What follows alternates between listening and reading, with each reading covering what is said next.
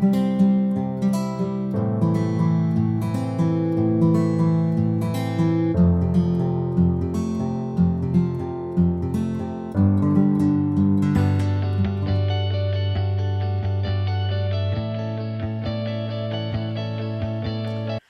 again. Thanks for joining me for part 2 of the celebrating St. Augustine and St. Johns County's 200th anniversary through both history books and ghost lore.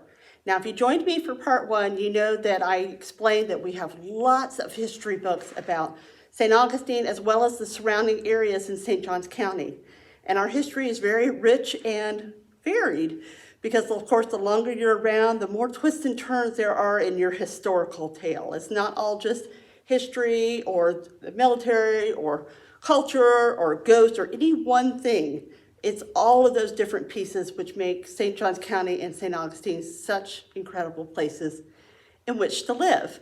I decided to start with history because that is one of the first things that I believe people think about when they hear the words St. Augustine. They think, well, nation's oldest city, and walking in downtown St. Augustine and St. George Street, and the horse-drawn carriages that we have where you can get the history tours. And in many ways, we're like our sister city in Savannah, set up kind of on a grid system where you know, walking around the town is one of the most enjoyable things you can do, and certainly by the bayfront, because it's absolutely beautiful. It's an incredible place to live. It's an incredible place to visit as well.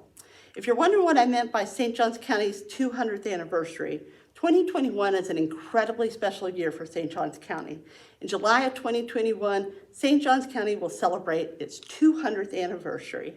As such, the St. Johns County Public Library System is putting together both special virtual programming and in-person programming to celebrate that momentous anniversary.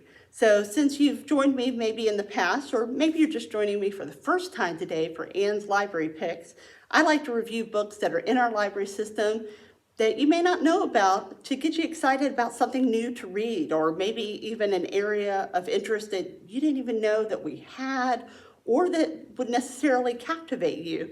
Ultimately, I hope you get your St. Johns County Library card. At the end of each presentation, I give a list of all the books that I review, so you don't have to try and scribble them all down while I'm talking, though you're welcome to do that if you like. But I just want you to know that these resources are here for you, and they're far more engaging than sometimes people give history credit for. Sometimes history gets a bad rap for being dry and boring, and I can assure you, between St. Augustine and St. Johns County, our history is anything but boring.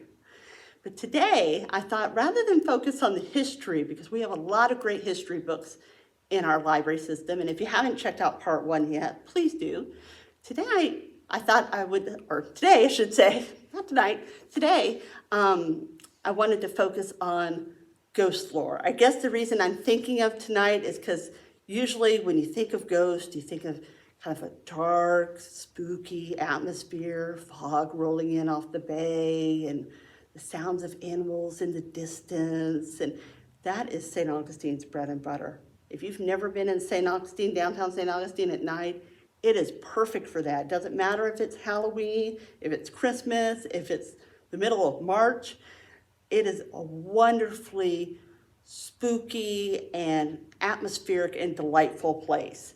And they've got horse-drawn carriages where you can hear ghost stories. There's ghosted gravestones. There's midnight walking tours. There's evening walking tours. There's pub tours where you have drinks in the different pubs and you learn ghost stories there. And as you're walking, I mean, the whole 9 yards.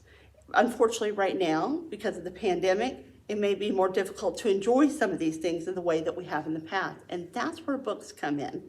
Because books not only give you a ticket right to that experience, but sometimes it can fill you in on details that maybe you'd miss just by going on a tour, because there's so much history. And in St. Augustine's case, and even St. Johns County's case, so many ghost stories, you can't possibly get them all in one go. I think it's incredible that our lighthouse, for example, on Anastasia Island has actually featured on the Ghost Hunters TV show. We had Dustin Pari as one of our Zoom events in October, and he was part of the Ghost Hunters team that surveyed our lighthouse and found out all the spooky things that go on there. And I believe they have what's called Dark of the Moon tours, which I'm really looking forward to diving into myself one day, where you go to the lighthouse when it's nighttime and it's dark and it's spooky and it's near the intercoastal and the ocean, all sorts of sounds. I mean, it just seems like a really cool place to be. And I know when we hosted Dustin Parr, he said that was one of his favorite investigations because it was just so interesting. We hope to have him back here in October to tell us more ghostly tales. But in the meantime, speaking of lighthouses that are haunted, we have haunted lighthouses and how to find them. And the best thing of all, you don't have to work real hard to find our haunted lighthouse. It's right on Anastasia Island. It's beautiful during the day. People have gotten married there before. The view, if you can get up all the way up those winding staircases, is incredible.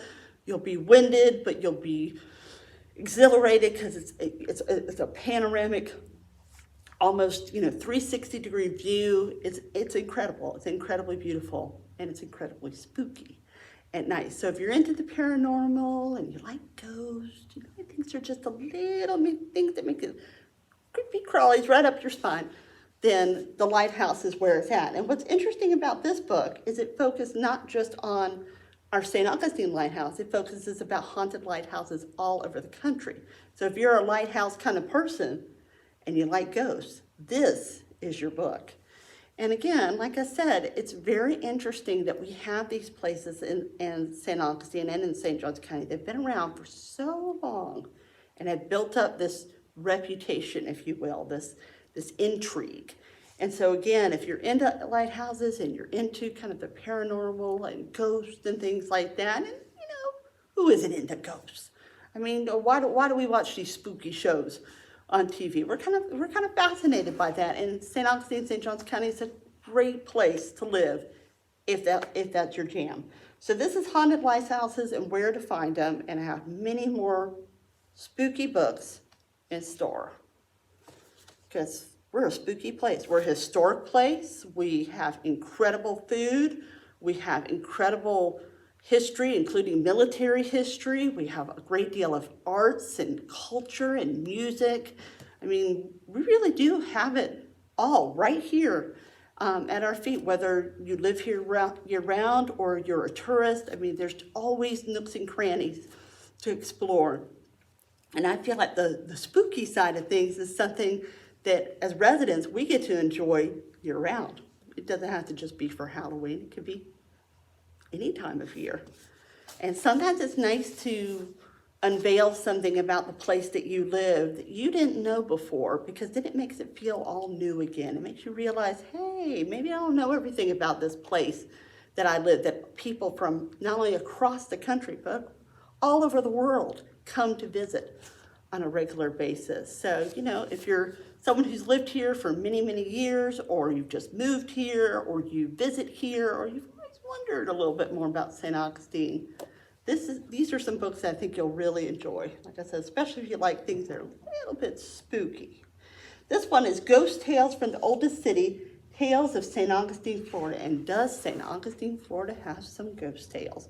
There's a reason that the ghost tours, the bus tours, the walking tours, the horseback riding tours, all surrounding ghosts are as incredibly popular as they are. Our sister city, if you will, up to the north, Savannah, Georgia, is in much the same market. Much like St. Augustine, they've got a history of all sorts of ghosts, all sorts of things that have happened over the years. And one of the things that I love about Savannah and St. Augustine is it's not just purely about ghosts. The ghosts very much are very much intertwined with the city's history. So you're learning about the city at a very different time, but you're also learning about how that ghostly presence still plays out today, which really gives everything an interesting twist. And as much as I love Savannah, Georgia, I was born and raised in Atlanta, Georgia, and then moved out to a little town called Norcross, Georgia in Gwinnett County. Maybe you've heard of it. As much as Georgia is near and dear to my heart, I have to say Savannah is great, St. Augustine is spectacular. Because again, we're the nation's oldest city, so we go way back. And like I said, when I was researching these books, I was very happy to see that the ghosts don't just limit themselves to St. Augustine. They're all over the county. But this is great if, like I said, you like to read some spooky tales, and especially true spooky tales that happen right here in your backyard. And things that people may still witness and see today. As I mentioned, Dustin Parry said, he would love it if ghost hunters went back for round 2 of the St. Augustine Lighthouse. They don't feel like they've explored everything there is to explore there. I think that's very true about St. Augustine and St. Johns County spooky history. Now we've got Ghosts and Gravestones in St. Augustine, Florida. And if you remember, I said Ghosts and Gravestones are those big purple and black buses you've seen before that drive all through St. Augustine. I've actually been on a Ghosts and Gravestones tour. Now this was before the pandemic, so I imagine right now probably getting on a bus is not something that anyone might necessarily feel comfortable with doing. They may have to limit the number of people they have on the buses, or the tours may be on hiatus. But when there comes a time where that's something that we can all do again, I do recommend it, because the final stop, or at least at the time I took it, the final stop on the Ghosts and Gravestones tour is in the old St. Augustine jail. Now I thought to myself, now wait a minute. How scary could that possibly be? There's nobody in there, it's just a jail. Well, famous last words. When I went on my honeymoon to California with my husband, we toured Alcatraz, but we toured Alcatraz during the day. And even during the day, it was spooky, especially being inside of Alcatraz.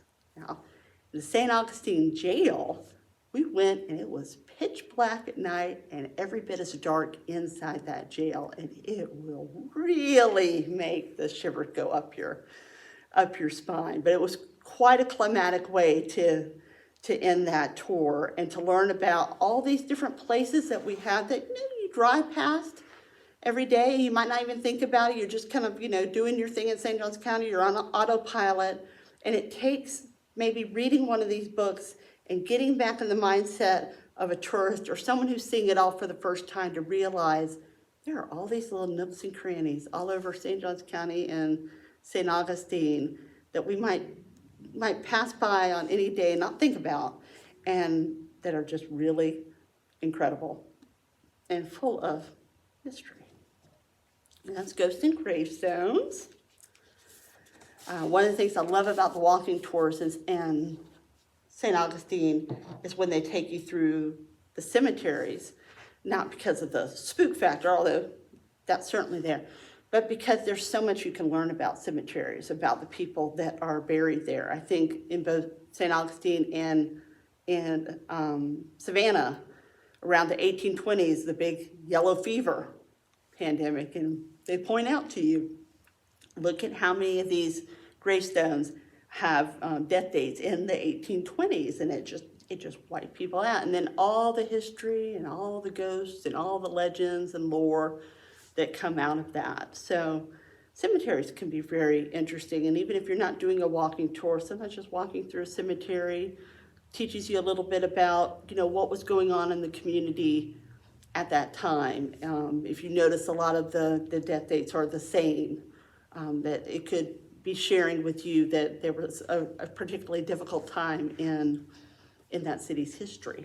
So this is St. Augustine Ghost Hauntings in the Ancient City, and it's got one of our lions on it.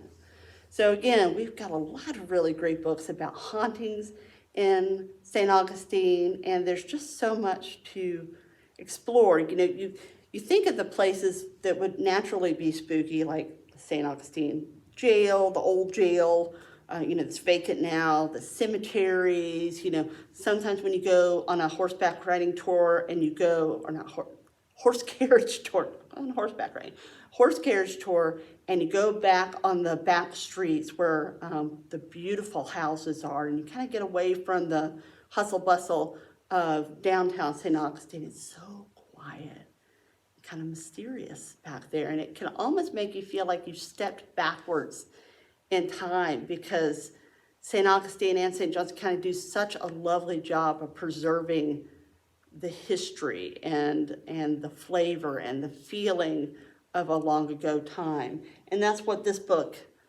explains too, about all the places in St. Augustine that maybe you didn't necessarily expect to be spooky or to have ghosts or to have stories crop up around them.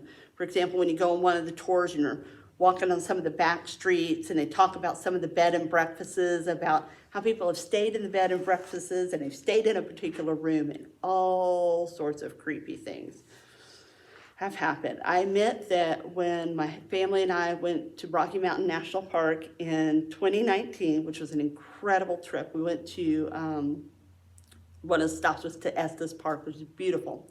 And of course, we had to go to the Stanley Hotel because a certain someone is a librarian in the family, which of course was the backdrop for The Shining by Stephen King. And there's a room in that hotel that you have to reserve more than a year in advance, particularly if you want Halloween night, because it is so haunted. People want to be in that room and experience it all firsthand. And the first thing I thought of is, I bet St. Augustine has a handful of rooms just like that. They may not have shown up in any movies or anything like that, but there's enough tales to go around that there's different bed and breakfasts and areas in St. Augustine that if you want to get spooked, you can. So these kinds of books are great for that, because there may be things that you haven't necessarily experienced. And one of my bucket list things to do is to go to St. Augustine, where my parents live on Anastasia Island, but go to St. Augustine, let our daughter stay with my parents overnight, go out with my husband and experience St. Augustine as a tourist seeing it for the first time, you know, walking all the back streets and hearing about all the ghost stories and all of those wonderful things. So if you haven't ever done that before, consider doing it, because it may open you up to a whole nother part of St. Augustine or even St. John's County that you've passed by in the past and not realized how much was there for you to learn and explore and experience. So definitely something to consider. So another wonderful book, we've got A Ghostly Experience, Tales of St. Augustine, Florida. You may think, how is it that we have all of these books about St. Augustine and about its hauntings and stories? Is because while some of the stories overlap from book to book, even the stories that overlap are told from a slightly different perspective depending on who researched them. Because of course, you know, as they say, there's my truth, there's your truth, but the real truth is probably somewhere there in the middle. So for every person interpreting one of these ghostly stories, lore, they're coming at it from a slightly different angle. And probably if the people involved were still here to this day and could speak to us, they'd probably say, you all got little parts of it right, but maybe not the whole thing. So that's what's interesting about these books. So even if there is some repetition, you're still getting it from different angles and different pieces of research that the writers have picked up. But from book to book to book, there are also new stories, because if you have a book and you don't want it to be like a 1,000-page tome, you're going to have to pick and choose the stories that you highlight. So every book highlights something a little bit different. And you might find yourself reading some and saying, oh, I knew about that. But I dare say you're going to find yourself reading some way, wow, I didn't know that. Or, ooh, I live near there. I've been there recently. Or maybe I should go there and check that out. So again, if you like your paranormal, you like your ghosts, you like your history with a little bit of spooky drama, then these books are right in your wheelhouse. Now this one I thought was a lot of fun, Oldest Ghost, St. Augustine Haunts. So this takes it from the perspective of what little pubs and B&Bs and little places that you can stop by and kind of mingle and hang out have kind of a haunted history. Some places, you know, like a cemetery, the old jail, or just, you know, you kind of walk through and you just have the experience right there. Others, you gotta sit back and kind of be in the experience for a little bit before you fully get an appreciation for what's going on there. And that's one of the reasons I think the bed and breakfasts downtown in St. Augustine are so incredibly delightful. Not to knock the hotels, but the bed and breakfasts really hone in on that culture, that history, the way things were 100, 200 years ago, and all the stories that have cropped up as a result. And that's one of the beautiful things about being the nation's oldest city, why we're so excited to celebrate the 200th anniversary, because there's just so much more to learn. You know, in your day-to-day life, you're just sometimes you kind of feel like you're just going through the motions. You're getting up, in my case, you're getting up, you're getting your child to school, you're going to work, you're working with the public, and I have to say, working for the public for almost 18 years now in St. Johns County brings with it new and interesting surprises every day. So no day that I work is one day the exact same as the next, and I mean that as an utter compliment. And you get home, you get your child, and you fix your dinner, and do some chores around the house, maybe tune in some of your favorite shows, put your child to bed, you know, rinse, wash, repeat. So it can be kind of easy to kind of get into that rhythm and miss out on what makes this community and this county so incredibly special. So I hope you'll really consider diving into these books, because one of the things I love about books is from your favorite chair in your house, or maybe your cozy sofa that looks out to your backyard. Mine looks out to our lanai that faces a preserve and all the birds that visit our bird feeder, which is beautiful. Or maybe you have a water view, or maybe you're sitting outside and enjoying some of this crisp, beautiful weather that we're having right now, where it's not super hot or super cold, but breezy and sunny. You can take an entire adventure right from any one of those spots without even having to leave your home. So no matter if it's hot, it's cold, it's sweaty, it's rainy, you know, we've got the pandemic going on, or there's any limitations or anything like that, books will not limit you one bit. So you can really dive into the experience. So we've just got a couple more to go. This is one of my favorites, Haunted Inns, Pubs, and Eateries of St. Augustine. So again, if you want to put your head down on a pillow in one of our inns or bed and breakfasts and see what goes bump in the night, you could do that. If you want to go to one of our local watering holes and hear the tales about how long that pub's been there and all the things that they've seen, and if any mysterious goings on have happened, you can certainly do that at the pubs. Like I said, we have what's called a pub crawl, where you crawl through the pubs and you hear all the ghost stories both in the pubs and on the street. That's always a lot of fun. And eateries, even our eateries are spooky. It's just really, it's really neat. It's a little bit like Helen, Georgia. If you've ever heard of Helen, Georgia, I grew up on Helen, Georgia, because it was that crazy alpine village you visited north of Atlanta.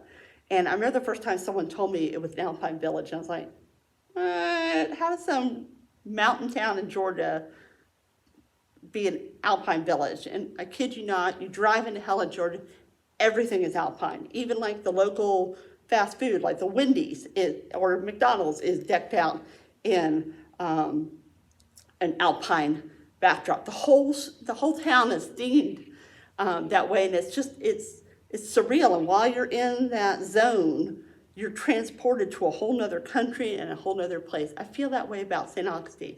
Further you get out of St. Augustine, then you start getting to the highway and fast food and different things like that. Although there are many, many beautiful places in St. Johns County, and that 9-mile road is one of my absolute favorites with a canopy of trees. But inside St. Augustine, it's like being in a whole historic, timeless bubble.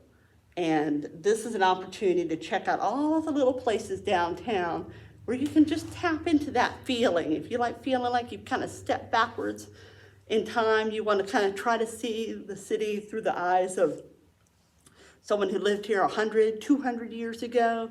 St. Augustine has all the places you can imagine to make you feel like you've really taken that step back with the modern conveniences of today, fortunately. So this last one, because I didn't want St. Johns County to feel left out, because most of this have been about St. Augustine. This is Haunted St. Augustine and St. Johns County.